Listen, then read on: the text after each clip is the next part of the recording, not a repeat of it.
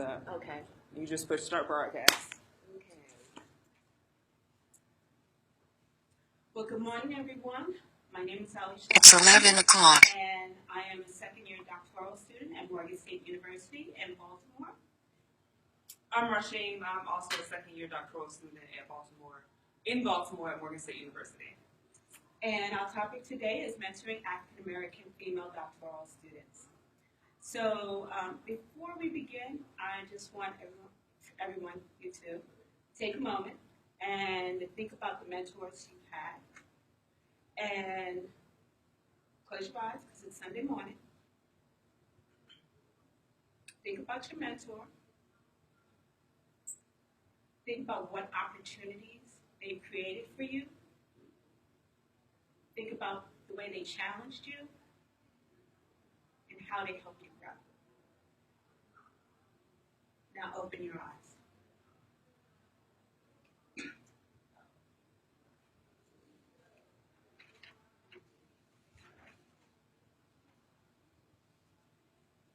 What were some of the things that came up for you? Supportive. Support. More so like emotional, spiritual support. Right. And how did you grow during that process? It's almost like coming into myself as an African American, so it helped me come into embracing who I am. And yourself? Helped me learn it was okay to take chances. Helped you. Okay. So many students of color do not have access to mentors of color in academic settings. And throughout the conference at CSWB this weekend, we've been hearing a lot about the importance of mentoring. So research shows that mentoring is really important for academic, professional, and personal success. So why is this important when we talk about African American students not having the mentoring that's available? It's important because we need to increase the graduation rate of women of color scholars and the pipeline of African American faculty.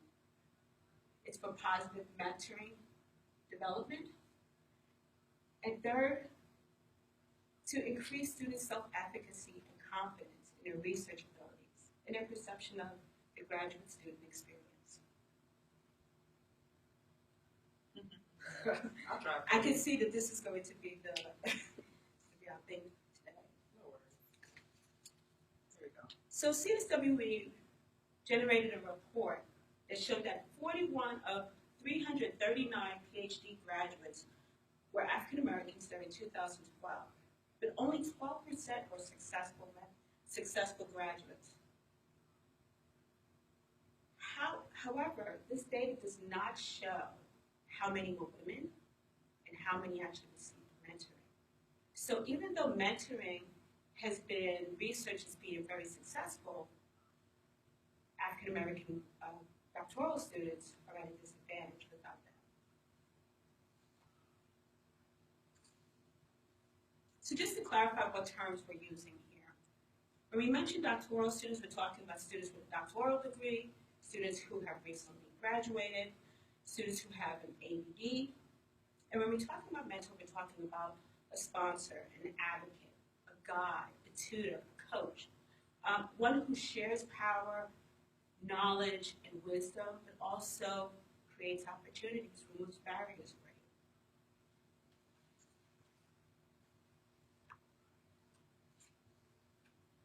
So we did a brief literature review, and we decided to focus on 3 areas: mentee development, mentoring models, and cross-racial mentoring.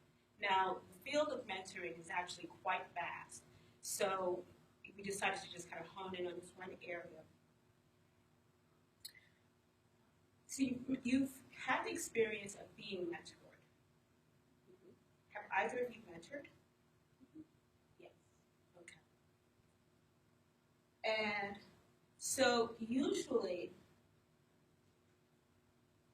people mentor the way they've been mentored. And when you think about that, you're passing down all those traditions from the previous generation, the good and the bad. But you're also passing down the values and norms of the profession. So Mullen says, mentoring is a transformative experience, which includes self-critical reflection, and is really focused more on the why and what if questions, and not so much on the how. And sometimes we get caught up in that with mentoring. We get caught up in the mechanics of that. Cohen uses the adult mentoring scale, and this adult mentoring scale is for mentors to do a self-assessment of how they're using their different roles to advance the mentor in fulfilling their goals. Knight's findings reflect that students have positive perceptions of their academic development based on the degree of experiences that they've had, especially research.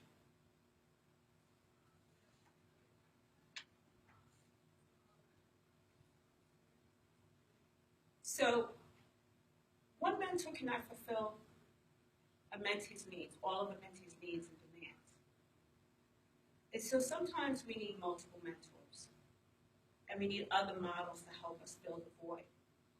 Now, this happens many times if you're in the academy and you are getting mentored by somebody who's on tenure track. So are you currently being mentored right now? No. Okay. And when you were mentored, was your person on the tenure track, or they were outside of the academy? They were within. They were It was within. my program director. Okay. All right. So sometimes people who are in that role have multiple demands, and they're not necessarily able to be there all the time when you need them. So these other models are helpful. SUNY, the State of University of New York, has a model that is totally student-driven. The student decides the goals, and the mentoring program doesn't get into personal matters. So the student is actually very focused on that, and so it's been very successful. Similarly, in informal mentoring, student is also driving the relationship, starting the relationship, and driving the goals as well. So this is the student, and you probably have had this experience. This is the person that shows up at your door. You know, it's kind of like hanging out, and you don't have a formal relationship, you kind of go like, hey, how's it going? And, you know, the relationship builds up, and you're seeking guidance. And then there's peer mentoring. This is very typical of the PhD cohort model, where you're learning from each other, you're at the same level.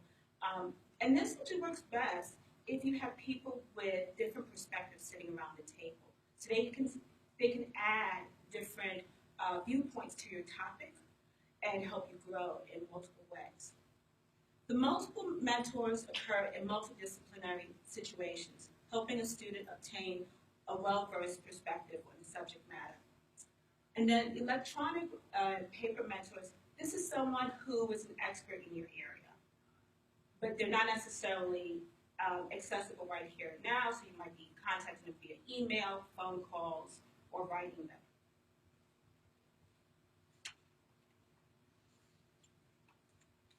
So when you talk about cross-racial mentoring, this is an area where there's a lot of discussion of whether does this even work? Is this even appropriate? And the literature says that, you know, it can be appropriate. Rainier says it isn't necessary for the mentor to be of the same race, as long as the mentor is culturally aware and sensitive to the issues that the mentee may encounter in the academy.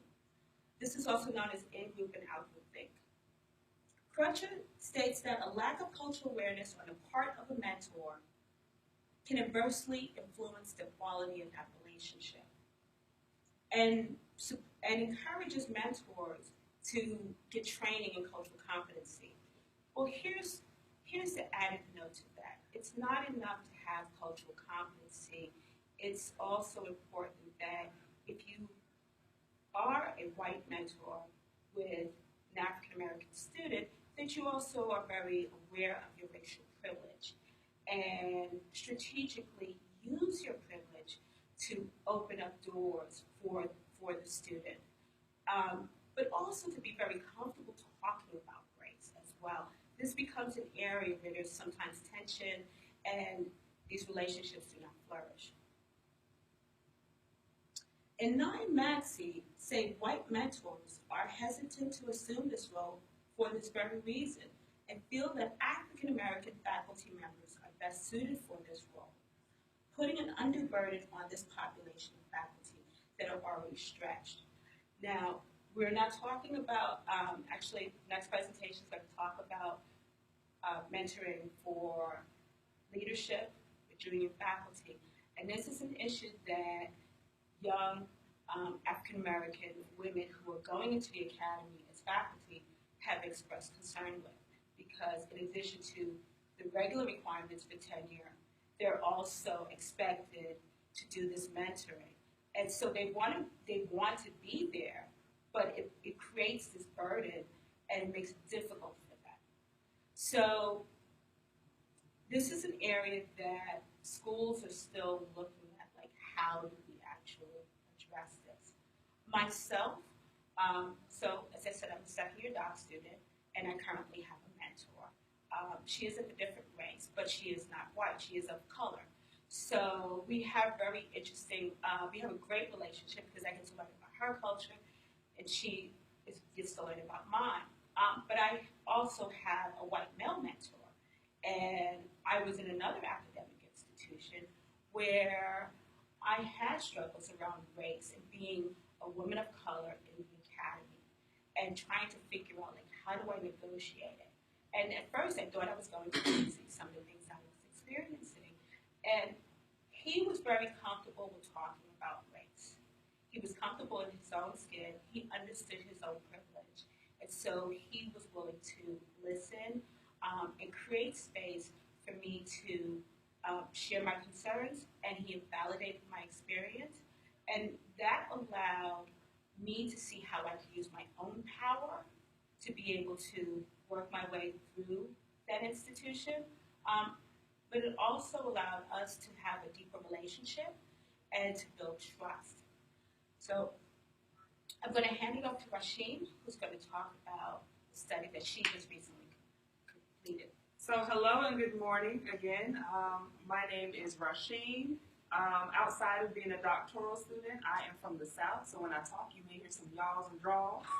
And I'm also from areas that you may consider the projects or the hood, so you may hear some African American vernacular English. And I also have a few degrees, so you may hear some big words like big and words.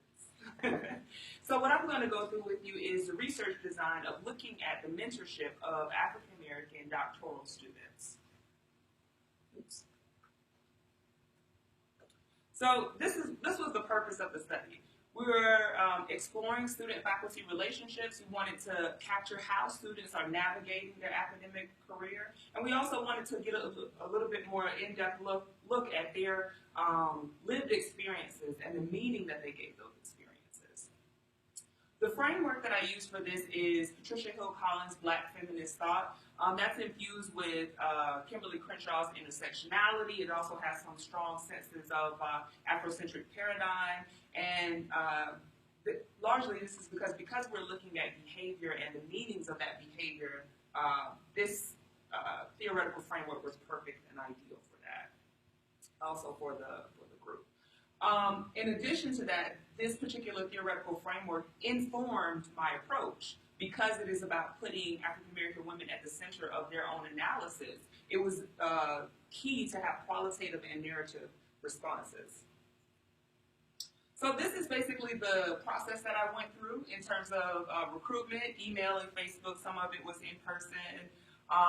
The data collection, they did a demographic survey online. They had the option to either be interviewed by me via phone or they could type in their qualitative responses themselves. An overwhelming majority of them actually completed the qualitative responses online. So this is actually a piece of a larger study that looks at African American female graduate students. And what I did for the purpose of this presentation is take out the doctoral students that are in social work.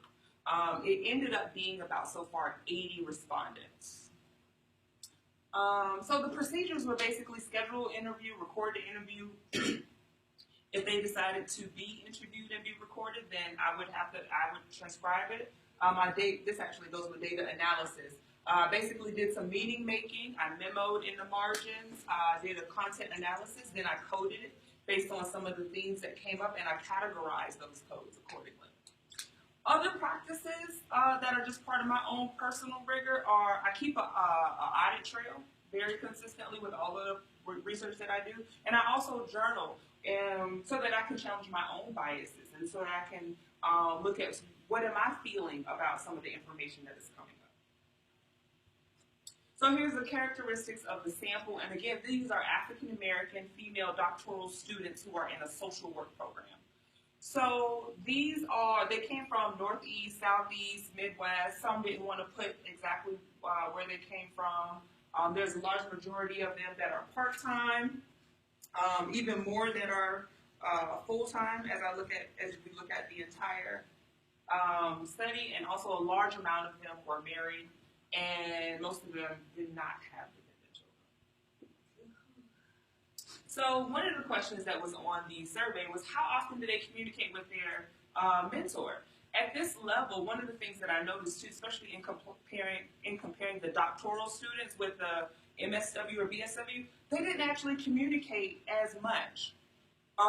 They communicated every once in a while. And I believe this is largely due to the fact that they are working, they are married, they have careers, they have all of these other things that are going on, and the type of guidance that they need is different. They're working full-time, they're going to school full-time, and so are some of their faculty. So a lot of them responded that they only really talk to their mentor every once in a while. They also responded that earlier on in their mentoring relationship, they needed that support to be contacted much more frequently. And then as that relationship developed, the frequency of contact went down some. So here's some things that came up, and this is about looking for the meaning and the experiences. So one of the questions was, what does this degree mean to you? And why are you in pursuit of a doctoral degree? A large theme that came up of their motivation was they wanted to pay it forward. Another one was getting a seat at the table. And that was true across all doctoral programs that I saw with African American women.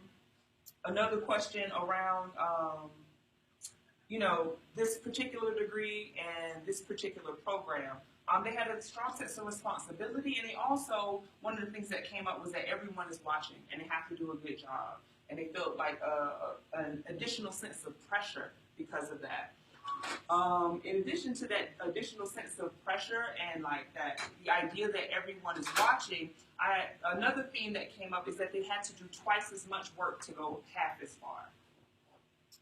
I asked them what mentorship meant to them. That was very important also in using Black feminist thought as my framework, because it's about them identifying, self-evaluating, and defining what it was for them. So primarily it was around guidance and support were the things that came up the most around what mentorship meant to them. Another thing that came up, or that was, you can't see it because it goes off the screen a bit here, but that they had diverse types of mentors. And also, they didn't just need mentors with a certain level of expertise in a field. They need mentors that help them navigate the isms of the academic institutions. So while I may need a mentor to help me know how to write a paper and apply for grants, I also need a mentor to help me know I am African American and I am Black. How do I address the isms of navigating the system? And so that was something that was very key to their mentorship choice and also the success of that mentoring relationship. Oops. Let's go back. So in their own words, these are just comments, and of course none of these pictures are pictures of the actual people. So these are just some of the things that came up that I felt like really pinpointed the feeling or the sense. So Camilla's comfort, she felt more comfortable. She says, I feel more comfortable with another female, African-American female, and a woman of a certain age because I'm older, who has overcome obstacles and achieved success.